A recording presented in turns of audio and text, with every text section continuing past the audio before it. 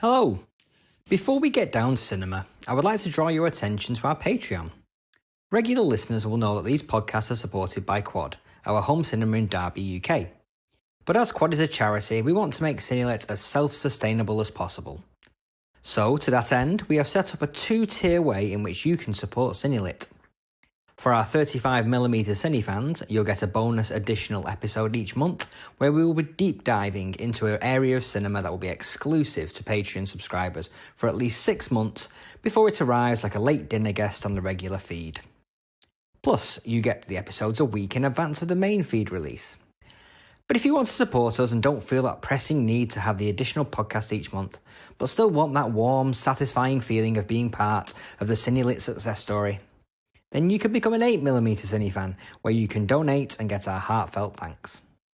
Head over to the Patreon page and subscribe if you can. However, we know that times are hard at the moment, so please do not feel you need to subscribe if you are not able. We'll still be putting out new, free-to-listen to episodes on a regular basis throughout the year. Now let's get back to your regular scheduled broadcast.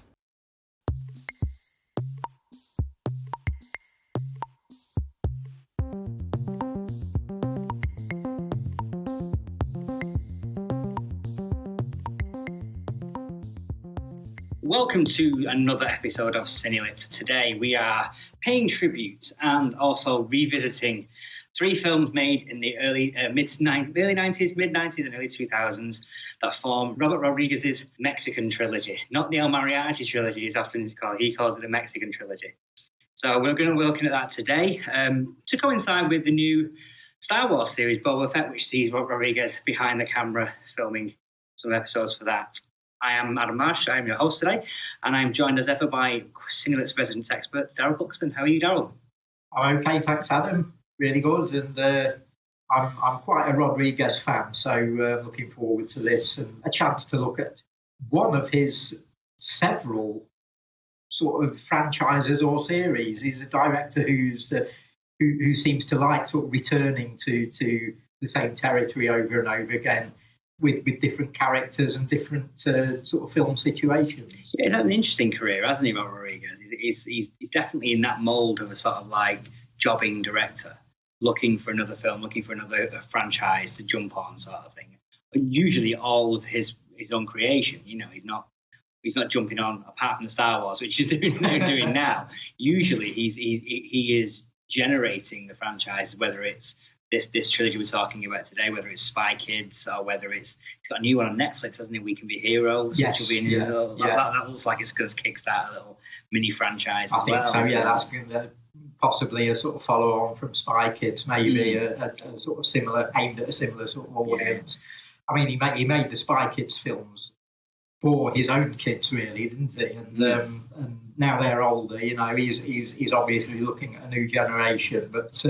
It all started, of course, with El Mariachi. Yeah, absolutely. The film famously, supposedly made for the official figure seems to be $7,225. I was obsessed with this story, and particularly with Desperado rather than El Mariachi, although I liked El Mariachi, but I was obsessed with the book, Rebel Without a Crew, that Robert Rodriguez wrote, all about how he made El Mariachi at 23 years old for $7,000.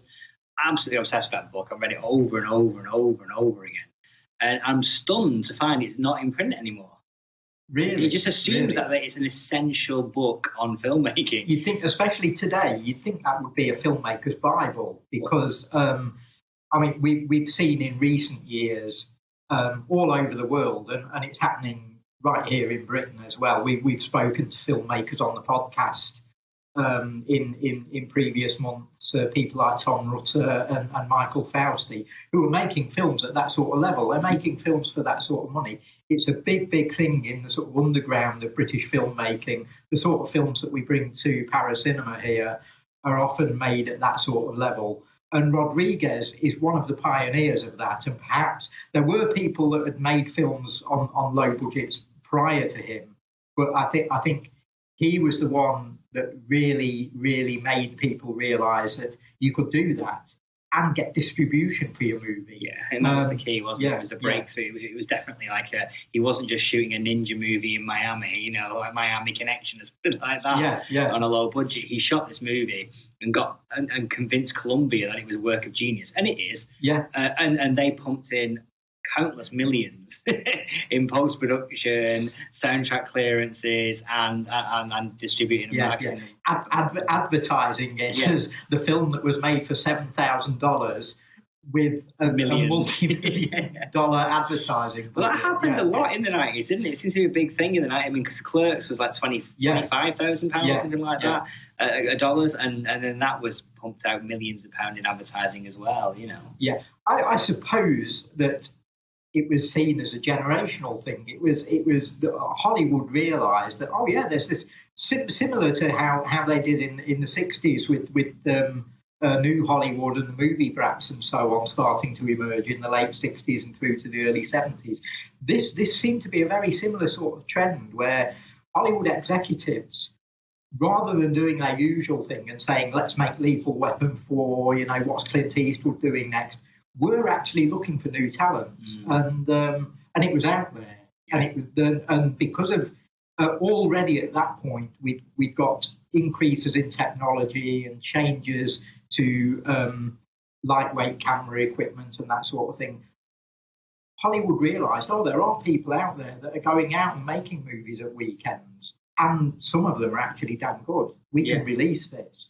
Well, I think one of the great things about it was, like, for me reading that book, it wasn't just like a how to make a low budget movie. It was also the passion for breaking into the film industry. It was you go and you do can do this. it. Exactly. Reader, you can make a film. Well, I'm reading it. I'm like 20, 19, 20, something like that. And he's 23. He's made a £7,000 movie and he's taking over Hollywood, It was like, okay, that could happen. That could happen to me. So did you find that as a personal inspiration? Well, absolutely. As my multi-million-dollar Hollywood career as attributed to. Yes, absolutely. But no, I did. Absolutely. It was fascinating. I think what inspired me the most was the lengths he went to get this thing funded. And even though it was only $7,000, $7,000 is a lot when you've got nothing. Yes. And he had nothing, and he was like going to like a clinic where he was having drugs tested on him and being paid to have those drugs tested on him. He was pumping money from his short film Bedhead, which had won prizes, and he pumped that money into the film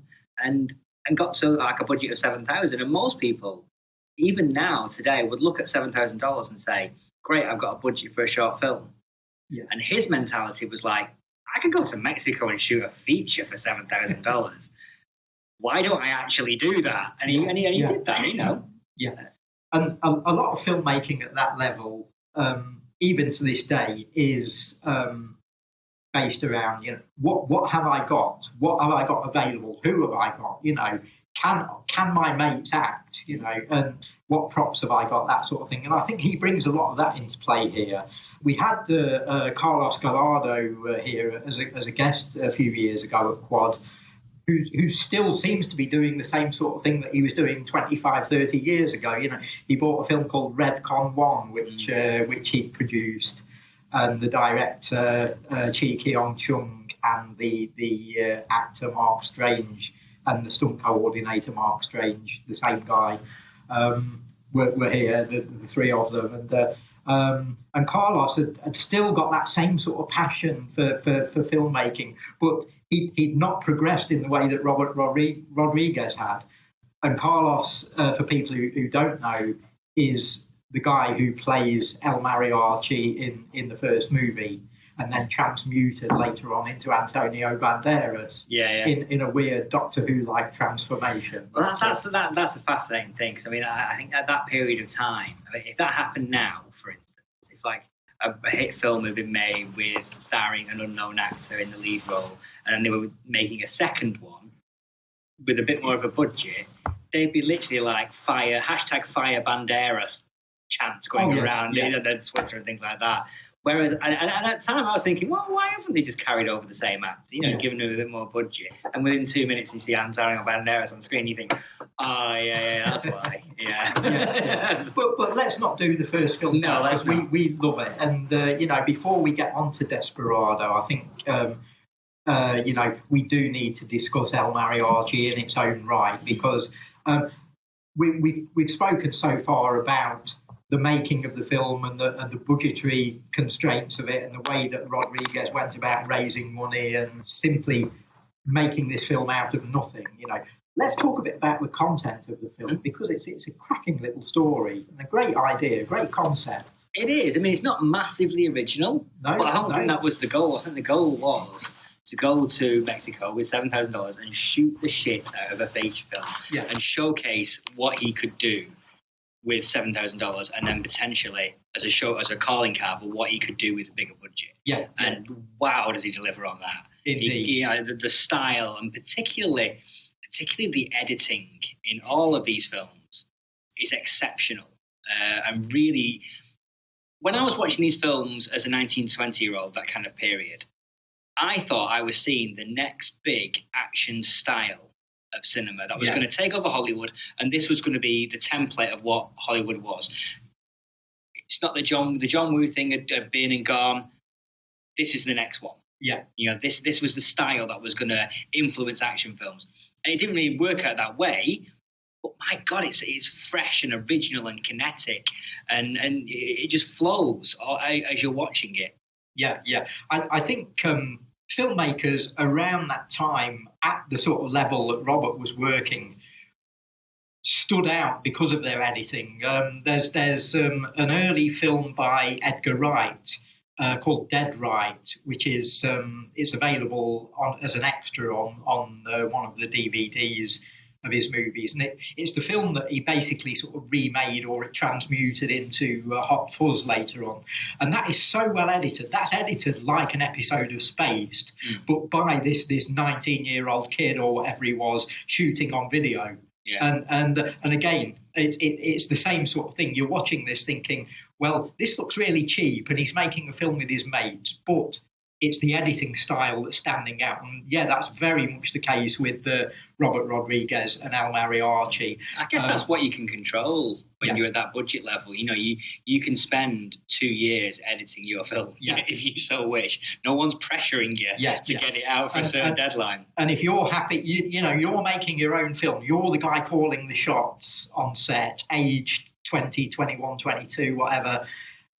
You've got no producer putting pressure on, no studio putting pressure on. You can just go out every weekend. You can work during the week, or do whatever you need to do to raise money to make your film, to keep that passion going. And then you can go out on a weekend or on an evening with your mates, and you can shoot and shoot and shoot, knowing that you've got all that coverage then, and you can come back and you can then create with that. That's the art of these filmmakers. This generation of filmmaker is shoot, and then get down to the editing suite. Do you think that was Rodriguez's style, though, at the time? Because he was shooting on 16 mil, so it's not like he could shoot and shoot and shoot like filmmakers can today, where they've only got as much memory card as they can hold. Whereas back then he was shooting on 16 mil, so he was not. So completely liberated. He's suddenly, the film footage comes into consideration as a big cost. So I'm thinking he probably more likely had how he was going to edit in his mind before he went and shot to the edit.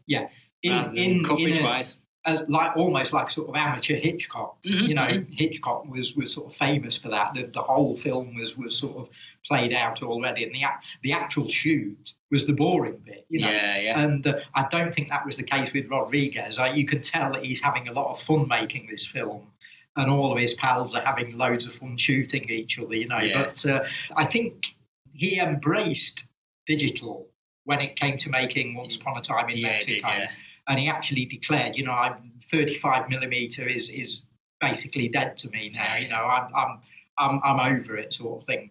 And that doesn't surprise me, because I guess as an editor, you would, I think in his heart of hearts, he's an editor, and I think that probably appealed to him. The fact that I can shoot loads of stuff and spend hours in the editing. But having said that, I think you must be right on talking about El Mariachi, in that simply the actual cost of film stock, even 16 mil, would be so prohibitive that he would have to be very, very careful about what he used.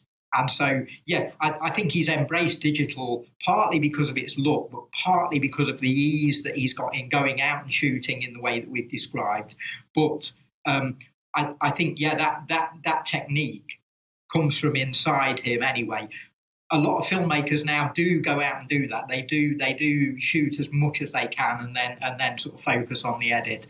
Yeah, I think Rodriguez would have come about that from the angle that you're sort of describing there. I mean, and moving on to the sort of like cast of amateurs that he employs in the movie, because there's not many real actors involved in this.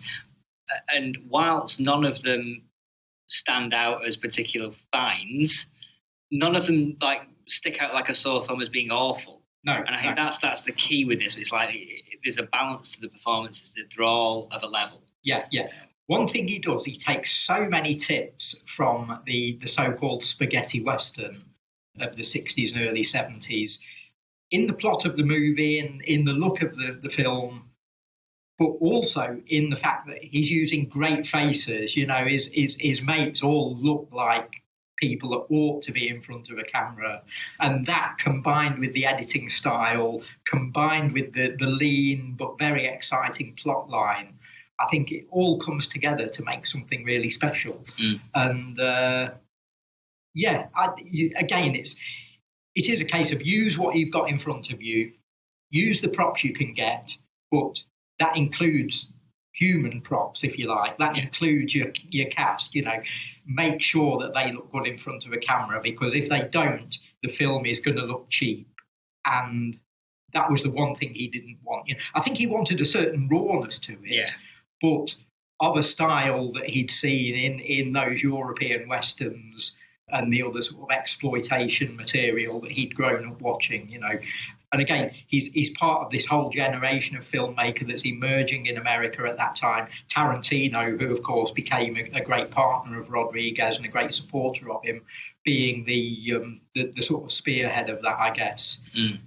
And as you say, just before this wave, we'd had the emergence of, or the sort of discovery by the West of what was going on in Hong Kong, and I think that was a big influence on a lot of this generation of filmmaker too. But yeah, they were sort of harking back, I think, to an earlier time as well. I think the European films, especially the westerns and the police thrillers and so on, were because they were made on sort of sizable sort of medium budgets, I guess, in terms of like Italian and Spanish cinema, but for various reasons, the films quite often looked cheap to English language audiences because of dubbing, because of cuts in censor cuts and so on, scenes suddenly jumping from one place to another. I think audiences perceived those films as looking cheap, and I think Rodriguez sort of used that as a positive in his film.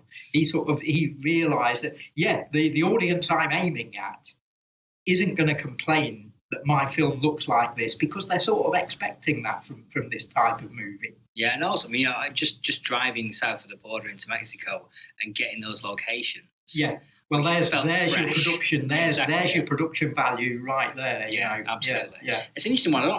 Is there a tradition of Mexican action cinema? Not really that I'm aware of. I in sort of exploitation terms, it seems to be either the sort of vampire and horror stuff, or the Santo and Blue Demon wrestling movies, and quite often those two things combine. So you get wrestlers fighting monsters, you know. But they seem to be the big traditions in Mexican exploitation movies. Because it does feel like Rodriguez is like kind of like thinking, well, there's the spaghetti westerns, is that Hollywood Hong Kong action movies. I want to do a Mexican action movie. And what does that look like? Yeah. And this is what it looks like, and that's what he was trying to pull together, to the point of casting. When he cast Desperado, it's majority Latinx cast, with the odd exception being Tarantino and Steve Buscemi, and even with like Antonio Banderas, he's Spanish, but he's playing a Mexican character. He's Latin, so you've still got that. And just look at the titles of the films. El Mariachi, that's a statement. Desperado, that's a statement. Once Upon a Time in Mexico, it's all suggesting that, again, that you're right, Adam, that there is this intent there. There is this drive to say, these are Mexican movies. Mm-hmm.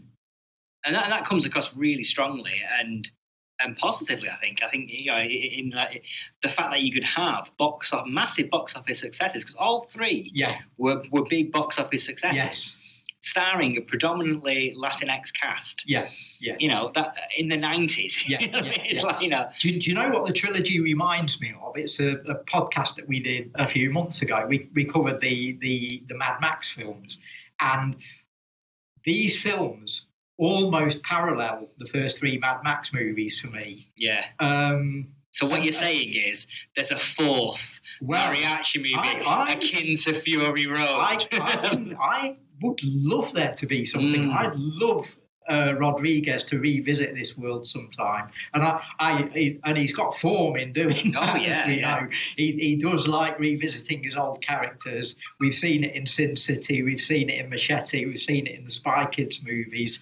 So fingers crossed that he will. But what we've got is. The Mad Max films, again, did the same thing that you've just mentioned. They celebrated Australia, in a weird sort of way.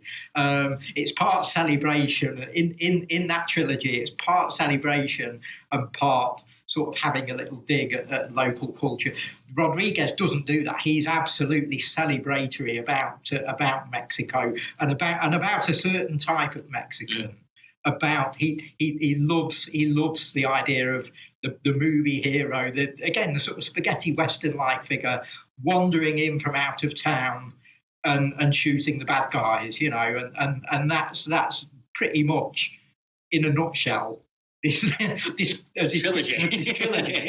It's very, very lean. It's so effective. But I think the films really do parallel the Max movies. You've got the cheap but really, really effective first movie. Then you've got the second one that expands on that. Is a linked direct sequel, but is almost its own film. Is almost a new thing, And then the third one, in both cases, I think is a slight misfire. But you'll happily sit down and watch it any day of the week. Yeah. And I think it's a little bit more bloated than the first two, a little bit more all over the place, but has it got some great action scenes in and some great characters? Oh, absolutely. But we'll come on to talk about that as we go. Yeah. Well, let's move on to Desperado, because this is the one that really established him. He obviously had the low budget here. Companies in America were throwing money at indie filmmakers. Tarantino's got Pulp Fiction ready to go around 94, 95. And already Tarantino's linked himself in with Rodriguez, as he did with other filmmakers later on, like Alison Anders and Eli Roth later on. And Tarantino's always had this big thing about not just promoting himself, which is a very, very good self-promoter. And I think a lot of people don't like that. A lot of people turn against him because of that. But I think he's shown his true colours in not only promoting himself, but in promoting the generation of filmmakers around him, aligning himself with them, and even getting involved in their work. And you can see such a Tarantino influence, I think, on Desperado. Definitely. It really sounds to me like he's given the script a bit of a polish. Well, that's it. I mean, some of those dialogue sequences, feel like they're Tarantino scripts. Yeah. I'm not sure whether they are, or whether he's just given them a polish. But the two, I mean, his scene feels like he wrote that. I mean, him telling the joke thing, the whole side, that feels like the one he did for that other movie where he tells the Madonna, that he breaks down Like a Prayer by Madonna. Like a Virgin by Madonna, in another indie movie, and again, another appearance in an indie movie that he made. It feels like he's rocked up. I think I should talk about this before we go I've got on. these 2 pages. Yeah. And off you go. And it works in the concept, in the confines of the film as well. And Robert Rodriguez, who will have been to see Reservoir Dogs and will have been knocked out by it, ain't going to say no, is he? No. So, but it fits. It fits, absolutely. I think this movie feels like a series of set pieces. Yeah. In a series of stories, like mini short films strung together. Yeah. With an overriding arch, that come together. But you can break it down into set pieces. Yeah. Now, we've mentioned how Antonio Banderas comes in and takes over the role. But isn't that done well? I love what they do, where they sort of flash back to the first movie, but they've refilmed the scenes with the actors from this movie. And I think that's really, really clever. Rodriguez has always been good at that, because he did when they did the Grindhouse films and they had to shoot trailers for to go in between the 2 features. He did the trailer for Machete and then matched that up really, really well when he came to make the full Machete feature. I think he's always had an eye on that. He doesn't cheat with things like that, and I think it really gave Desperado an authenticity and a connection with El Mariachi. You believed this was a sequel, and it wasn't jarring that it was a different guy and a burgeoning star at the time who'd taken over from Carlos, my mate.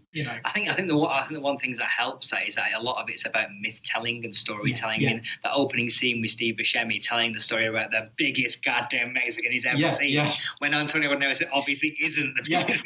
And somebody else says later on, I can't remember if it's in Desperado or in Once Upon a Time in Mexico, there's a whole conversation about he's only 5'9". I think that's one foot in. That's in the next one, isn't it? In Mexico. But again, how great that's a callback to that very same. But with that style of sort of myth making, you can easily see, well, the first film, the guy looks different because you're telling the story, and that's what he looked like in the story, and this is how he looks like now, and the real life blurring with fiction. Exactly, and it works so well. And how cool does Banderas look? I think him and Salma Hayek are sort of at their physical peak here. They're at their movie star peak. And Salma's really right at the start of her career, at this point. Banderas is known from the Pedro Almodovar films. And he'd done a few misfires, not misfires, he'd done like the Raul Julia film he'd done. Gypsy Kings? Yes, He'd done that. He'd done a couple of others. He's in Philadelphia, I think. As well. But small roles. He hadn't carried a movie. Had small roles or films that hadn't quite sort of made an impact. But what a physical presence, and what a great actor. And it's often difficult for foreign actors to sort of transmit into American cinema and make an impact. I suppose, the template there was someone like Arnold Schwarzenegger, who'd done it really, really successfully in the previous decade. And Banderas, not only was he coming from foreign films, but he was coming from foreign art movies into this world of American exploitation. Well, he obviously did Desperado. He did Assassins earlier that year as well, where he stole the movie from Sylvester Stallone. Now, completely, literally like Grand Theft Auto. He came in, robbed the entire movie. People came out of that film going, "Oh my God, we've seen a star in the making here with Antonio Banderas." And then here comes Desperado, where it's tailored for his particular brand of charisma. I'm going to make a confession here. I'm sort of really embarrassed that this happened to me. But when the trailers came out for From Dusk Till Dawn, Rodriguez 1996 film, again him and Tarantino working in tandem, I watched the trailer and I thought, this movie looks like everything I want it to be. This looks amazing, and it's great to see Antonio Banderas back in it. I actually mistook George Clooney for Banderas. And Clooney at the time, this was his first sort of big movie role. And I didn't sort of know him from TV. He'd become a big TV star. But for me, I'd only sort of seen his photograph in magazines and things. And I think he channels Banderas so much in From Dusk Till Dawn that I initially, on that first viewing of the trailer, I just thought, great to see Rodriguez and Banderas teaming up again, And yeah, it sounds ridiculous now, but at the time it sort of made sense. I soon learned my lesson, and I loved Clooney in the film. But my perfect version of that film will always have Antonio Banderas playing that role. But yeah, how great are he and Salma Hayek as a partnership in parts 2 and 3? I think the thing with this film, particularly Desperado, is that when we talked about El Mariachi, where none of the cast let the movie down, they're all amateur actors. None of them stand out as being terrible. Yeah. In this movie, everyone elevates the movie. They've upped the game. Yeah, exactly. They've upped Rodriguez's game. Absolutely, yeah. I mean, the script is fairly threadbare. It's not, as we talked about, there's not much plot. There's no subplots, really, is there? No. It's just storylines. It's just like people turning up, doing scenes, and then off they go. But every single person in that movie elevates the film. Right from the get-go. I mean, when you walk into the bar and Cheech Marin's behind the bar. Yeah. And Cheech is brilliant. The fact that Cheech never really had a bigger career than he. I mean, obviously had a great career. He's had a great career when still does. But the fact that he didn't go on to bigger things is remarkable. He's so great. He's kind of a one-note actor. He sort of comes on and plays his character. He does his shtick, But how John Wayne did that? Oh yeah, It's not a barrier to becoming a huge star, is it? Not at all. And yeah, Cheech is fabulous. He's one of those people that whenever you see him in a movie, your heart warms. You think, I'm just going to sit back. I know this scene is going to be great. Yeah, but with the way that he sells Steve Buscemi's story in that movie, it's just it makes you believe it. It makes you believe that they believe it. He's the facial expressions dropping, the mustache dropping, like, oh my god, this is it's fabulous. It's great. It's great comedy. It's comedy drama. He's so good at that style of acting. Not many people can do that.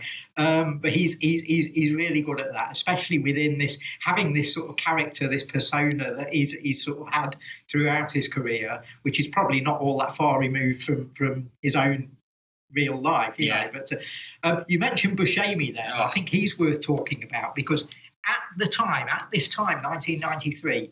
He'd become a huge hit in, again, having arguably stolen Reservoir Dogs, the big movie of its era, and he was the person everyone came away talking about. For about 5 or 6 or maybe even longer years after, maybe for the next decade or so, he seemed to be like Hollywood's go-to guy. If you wanted to attract the cool part of the audience to see your movie. And of course, filmmaking promotion at that time seemed to be all about how can we get everyone to come and see our film? How can we get your granny to come? We'll put something in that appeals to her. We'll put something in that appeals to the Tarantino fans, all those cool people who don't come and see normal movies, And Buscemi was always the sort of go-to. If you couldn't get Tarantino in your film or doing a rewrite on your script, Buscemi was the next best thing. And how many films did he do where he sort of came in and did a little bit like he does in Desperado? But Desperado was the first of those. And I think that showed Hollywood that, Buscemi's performance in Reservoir Dogs wasn't an accident. The guy exudes cool, and he's so good doing these little cameo appearances and little mini scenes, Well, it's like we talked about earlier. If you're going to put your mates in a film, make sure they look good. Yeah. And then just because the budget's gotten bigger and just because your casting pool is wider, doesn't mean that those sort of like considerations go away. And Steve Buscemi looks good. Yeah, not the handsomest guy, but he exudes character. But he's good. He's good for this sort of world. He looks great. Yeah. He fits absolutely into this world in a way that if we hark back again to film noir or something, he's like the sort of Elisha Cook Jr. He's not the Humphrey Bogart, but he's like the sort of Weasley character that is always in film noir, often played by an actor like Elisha Cook, and or Peter Lorre, and suddenly we've got a 1990s equivalent to that. Yeah, and it harks back to that classic age of Hollywood. Having a figure like that in your film really does give it that class. So I skipped over there the Antonio Banderas and Salma Hayek. Their chemistry is fantastic, particularly in Desperado. In the second one, kind of loses its in flashbacks, so it doesn't feel as potent. But yeah, they're not portrayed so much as a sort of unit in Once Upon a Time in Mexico, whereas here they're a partnership. Yeah, absolutely, and just the chemistry is just so rich in that movie. You buy some of the clunky dialogue that they exchange with each other. They make that work. They sell that. Mm-hmm. And physically, I think they look perfect. Mm-hmm. I think as a screen couple, they're right up there. Again, previous podcasts we've talked about Kathleen Turner and Michael Douglas in the Romancing the Stone. Romancing the Stone films, and again, I think Banderas and Salma have got that same sort of physicality, but that same sort of link as well, that same sort of partnership, and they work so well together. One of the things I think the reason why this film for me is more successful than Once Upon a Time in Mexico is I think they forget why people like Antonio Banderas. Yeah, they don't like him because he's the Mexican superhero that he is in the third film. They like him because he gets the shit kicked out of him, and he comes back fighting. Yeah, every time. The amount of time he's rolling around in pain in that movie. Yeah. That's the classic hero template. Well, it is, he sells that so well. But it's amazing how often Hollywood forgets that. How often Hollywood has the invincible bad guy shooting like the Lee Child, Jack Reacher thing. He's like, he's an invincible monster. It's like, no, we want more John McClane. Yeah, we want someone who's vulnerable. Exactly. Someone who might lose. Yeah, exactly. You want to feel that. Because there's your drama. Yeah, and to borrow a term from wrestling, Antonio Banderas sells like crazy in this film. You feel every bullet wound, every nick, every pain, every bump, every bruise. You feel it as he's feeling it on screen, and that's the real way that this movie grabs its audience. I think you can see the difference between El Mariachi and Desperado in El Mariachi. Rodriguez does this thing which I'm sure must be maybe a sort of crucifixion motif. It's the shooting of the hand. El Mariachi famously gets his guitar playing hand shot, and that's done as one of these flashbacks with Banderas now in the role. And I think Gallardo is great as El Mariachi and very good in that finale. But when it's repeated with Banderas, I think it's just elevated so much. He really, really makes you feel the pain there, I think it is this thing where we prefer our heroes to have weak spots. We prefer them to be vulnerable. We prefer to root for someone who has got to make an effort to win the fight, who might not actually come out of this as a winner, or if they do, they might not be intact, as indeed El Mariachi isn't. He's beaten, he's shot, and yet he still comes out on top. And that's the sort of guy that I think we will root for more than a sort of solid block of wood that's just going to stroll in and push everyone out of the way. There's no substance there, is there? No, and I think they kind of have to go that way because there's no story arcs for any of these characters.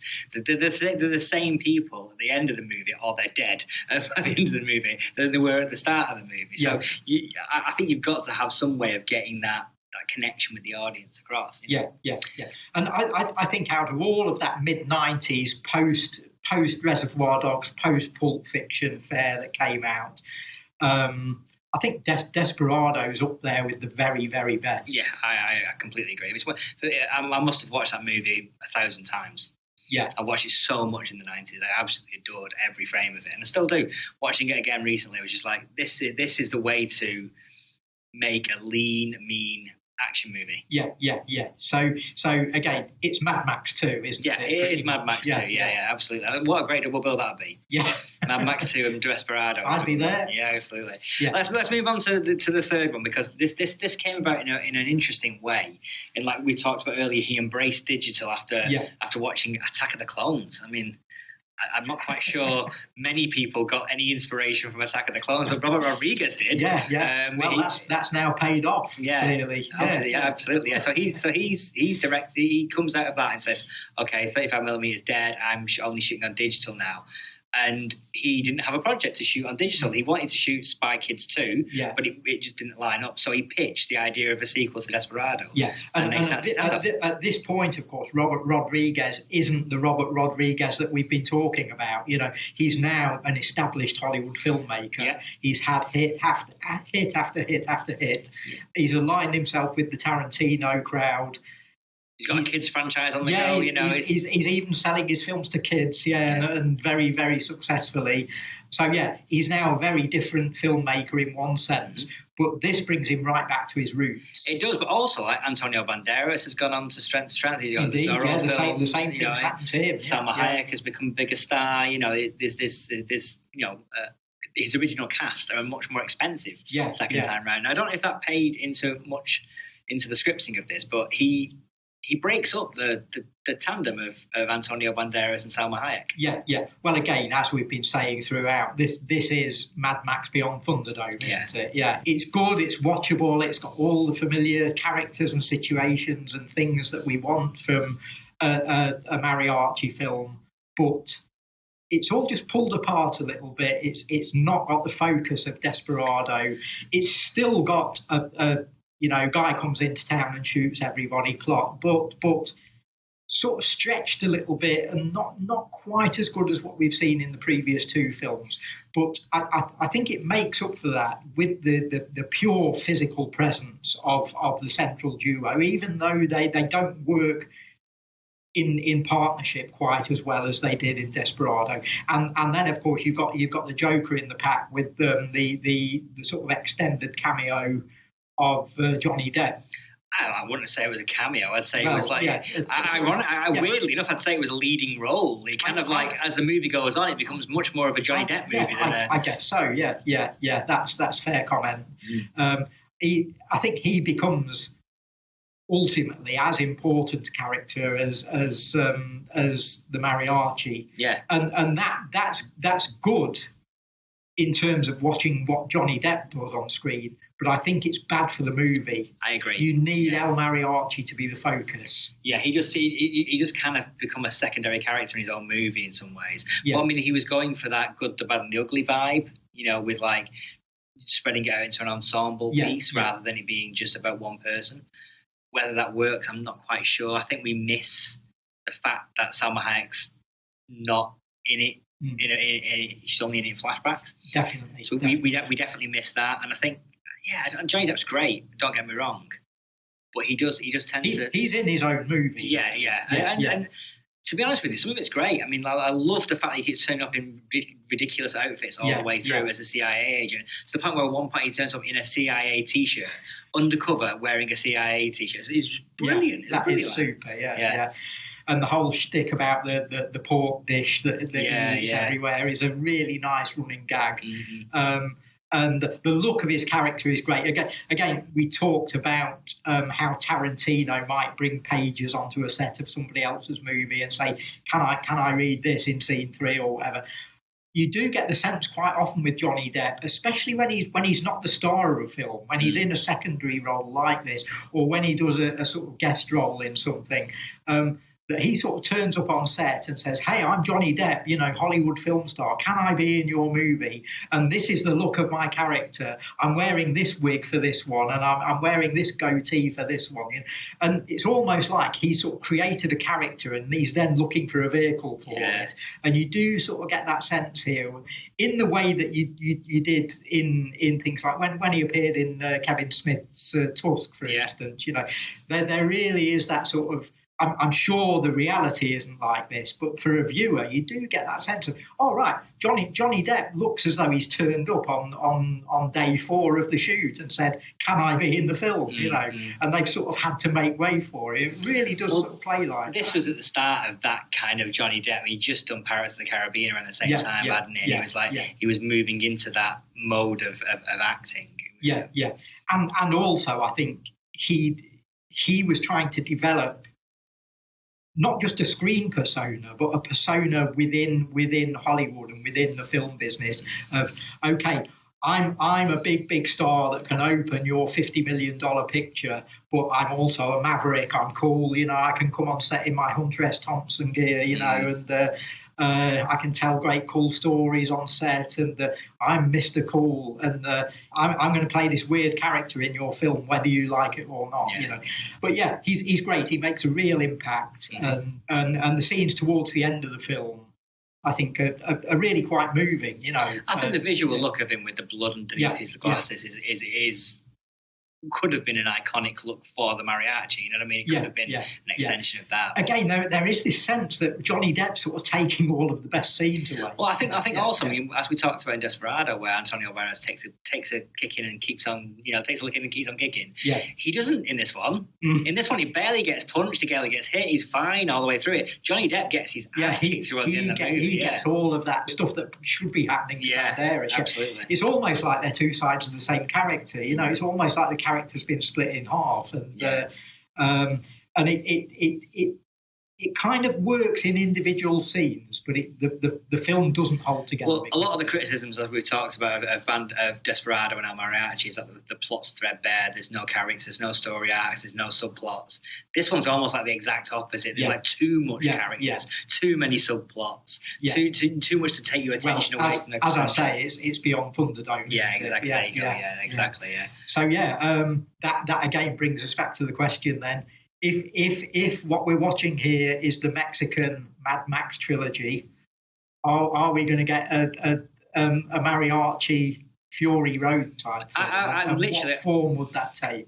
Because they're very similar, aren't they? So I think there is a movie to be made of an older El Mariachi coming out of I can see Banderas coming back to this. I really can. Too. I mean, coming out of self-imposed exile or something like that to, I don't know, free the heart of Mexico or something. There'll be some sort of mythical. There'll be some major legendary thing that it's going to be big. Robert, if you're listening, get writing. Absolutely.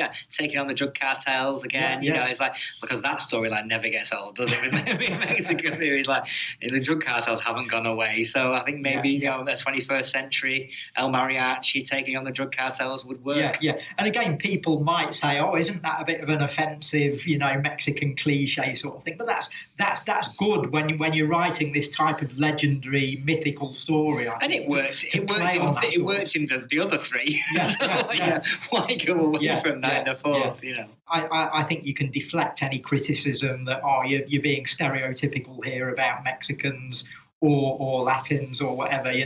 In that within a good storyline, you can say we're creating a hero out of that stereotype. We're making the whole thing mythical and we're bringing positives to it. And I think that's what Robert Rodriguez does so well throughout his cinema. I think he does that across, especially in the franchises and the sort of duos, the films that he's repeated. I think he's very, very good at cinematic myth making. Yeah, absolutely. I mean, some people call it stereotype, some people call it like legendary figures of Mexico. I think that's what he's looking at. And look at Machete. Exactly. He's taken Danny Trejo, who's been sort of bit player in two of the Mariachi films. And again, that's brilliant. He sort of killed off in one. And like Bruce Spence in Mad Max, he comes back as, is it the same guy? Is it another character? Cheech Marin as well. Exactly. I think that's part of Rodriguez's myth making as well. It's like it's the same faces in those movies. And then he takes Danny Trejo, who's been like this cool guy who's been sort of bumped off in the Mariachi films, and makes him into the next Antonio Banderas. I think he's so good at that sort of myth-making cinema, and I think it's at its absolute apex in this trilogy. Mm-hmm. I absolutely agree. Well, that brings us to the end of our little podcast on Rodriguez's Mexican trilogy. Rodriguez has got Boba Fett coming up soon, so that'll be fun to enjoy. A good fit for him, I think so too. In the ways that we've been discussing. Yeah, it's talking about Western in space, basically, isn't it? It's that kind of bringing those kind of vibes. I think it'll suit his visual style, particularly the editing style as well. So, looking forward to that. Yeah. And hopefully we'll hear of the announcements of El Mariachi Fury Road fairly soon. We're demanding it. Cool, lovely. We'll be back in another podcast in a couple of weeks' time. Take care. We'll speak to you soon.